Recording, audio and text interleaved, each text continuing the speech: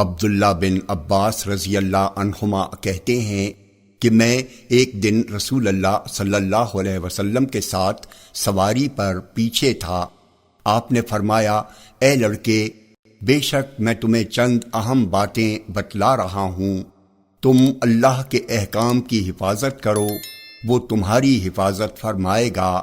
تم اللہ کے حقوق کا خیال رکھو، اسے تم اپنے سامنے پاؤ گے۔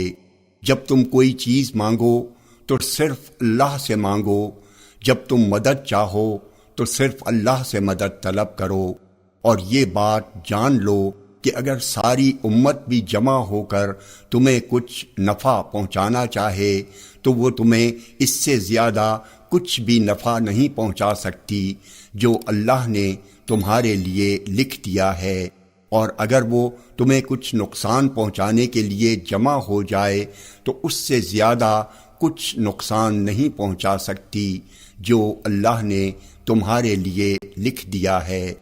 قلم اٹھا لیے گئے اور تقدیر کے صحیفے خشک ہو گئے ہیں۔